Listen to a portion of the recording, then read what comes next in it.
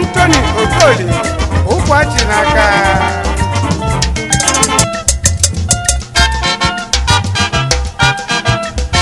Owere Kanye Nabata Dr. CN Obiora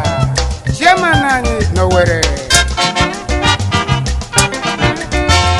Elias Odili Dekene Mayor Chairman anyị n'Abakaliki Ezi Nwasi Ugbo People's Club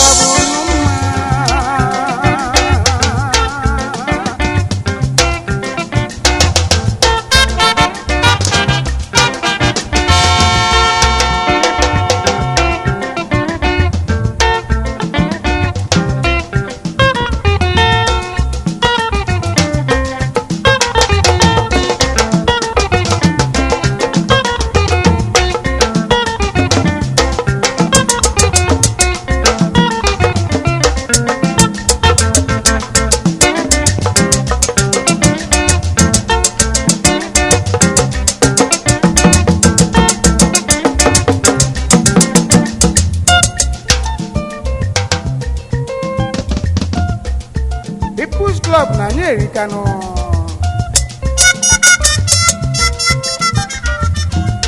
National Financial Secretary na Orimili 1 Noka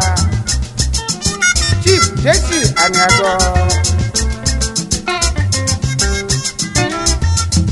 Opika International Kenneth Obano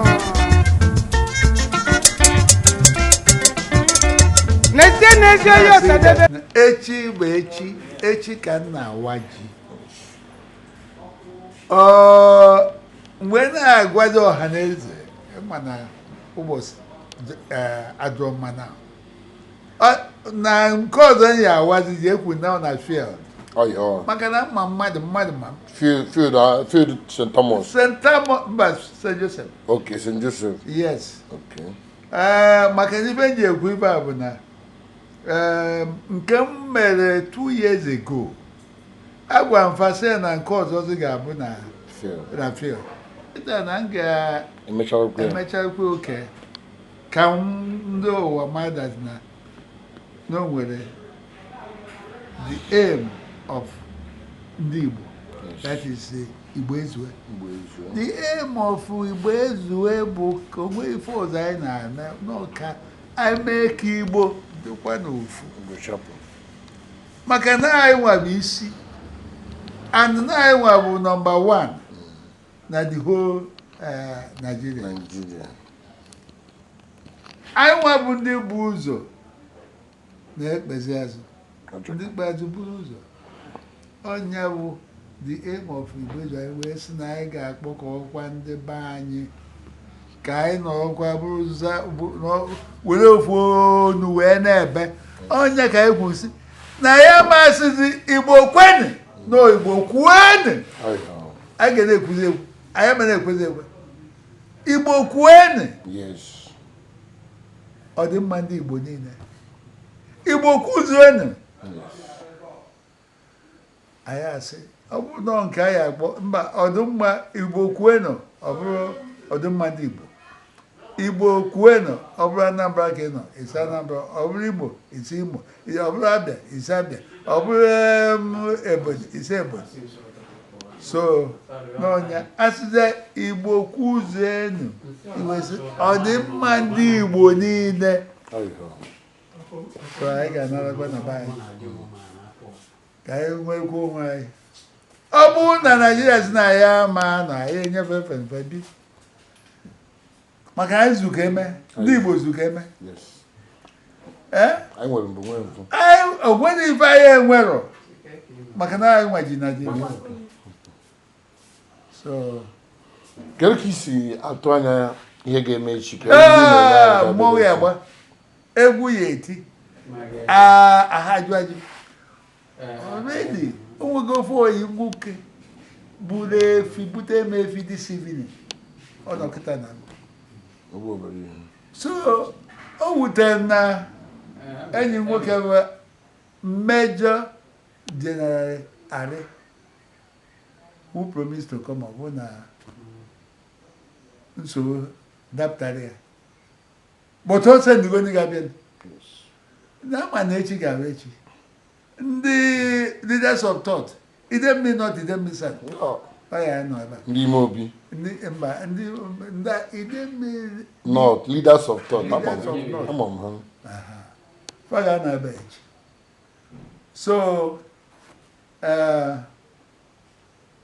also ndị people respected people can manifest ka wee ike tụọ alo wee gwaba na Igbo ga-anọ Igbo ga-ebidokwa Igbo ga-adị n'ofu ife anyị na-ayọ na-ayọ Chineke ka o mere anyị ebere maka na anyị bịa because of money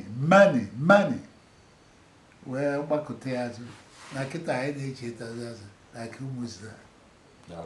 ọ ga-anakwa anyị wee kpọtakwa anyị na Anaeze ka anyị nọkwa ọnọdụ anyị mana ndị Naịjirịa na ya ma nọdụ anyị enyefefe na nzukọ eme Iwa-Ji anyị na-awụ ya kwa ahụ ọbụla oh yes every year why onye ka m ji wee kwu na ọ bụrụ na o nwere etu ndị Igbo ga-esi wee mie ọ bụrụ the time a ga-eme ọ bụrụ ndị Igbo niile ndị Anambra na-eme ndị Imo na-eme ndị Ebonyi na-eme ndị Enugu na-eme ọ bụrụ adịsede enwee 2 days a ga-eji wee na-celebrate ndị na-anọ na the steeti wee na-eme ọ bụrụ enyeahụ Igbo na-ekwu n'ofu anyị na-asị gị nnọọ thank you ngwu a sị na ngwugwu anyị atọghị atọ ọ baghị uru ime mbọ echi niile ka anyị fụ ka ọ ga-esi dị ijere ga-agba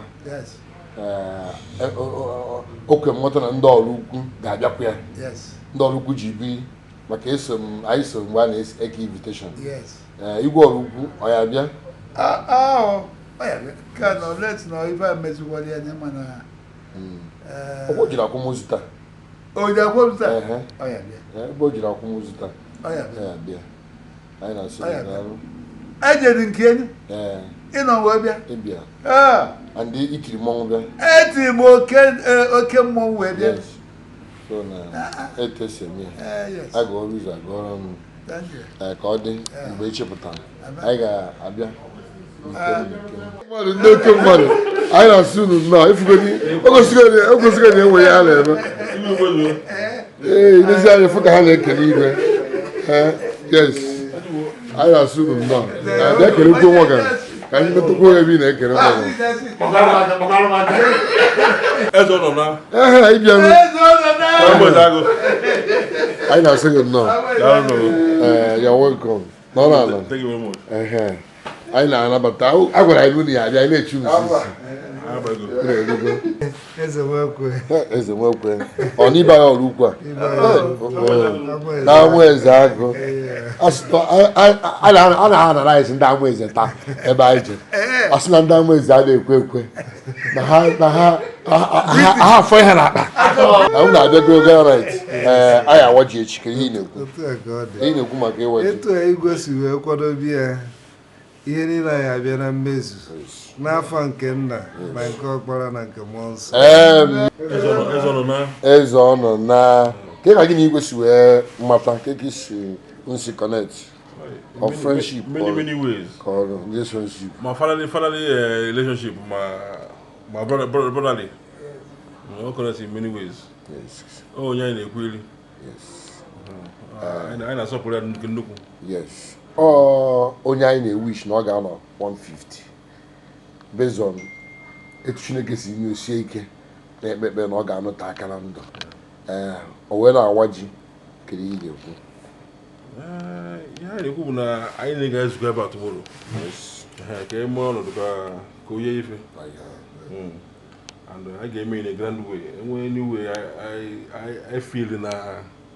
a ga-eme ka ọ dị grand karịa ihe ebu n'obi sef atụ ya gbara na mgbede a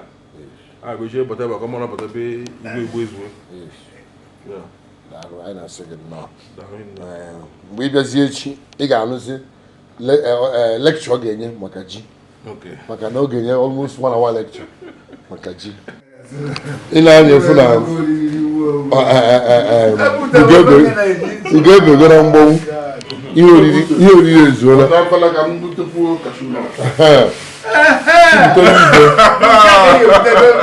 Egwu ka ọ fọziri ka akpọ ya Chigbo ihe ji fon gị tiri anyị egwu mba ihe ọra ya pịa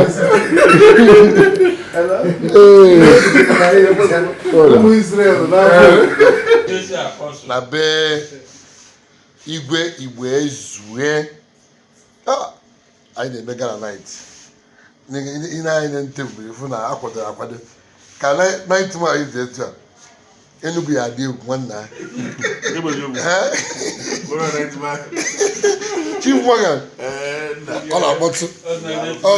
ọrọbi ka ọ na-akpọtụ anyị bụ ihe emewe anyị bụ ihe karịrị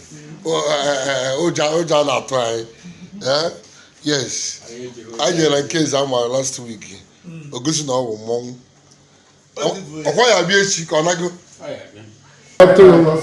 afọ mbụ Makwuchukwu ka m mere nwa Ikwele nna bụ Chief Anthony ka m mere anyị na-asị gị nnọọ ịbịa ka ị nọnyere nna anyị Igboezue yes ka ị na-agwa ya maka ihe ọ na-akwadobe echi ọ ga-agọzi ọfụma ọ gazigo ebumnobi ya bịa na mmezu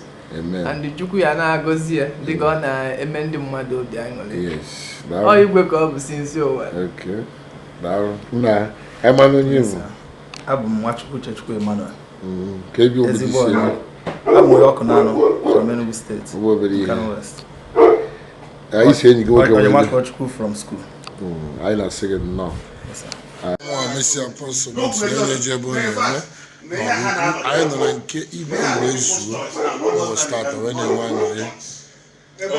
Gala night maka nkwadobe ji ọ ga-awechi niile n'isi anya efu na ihe na-eme yes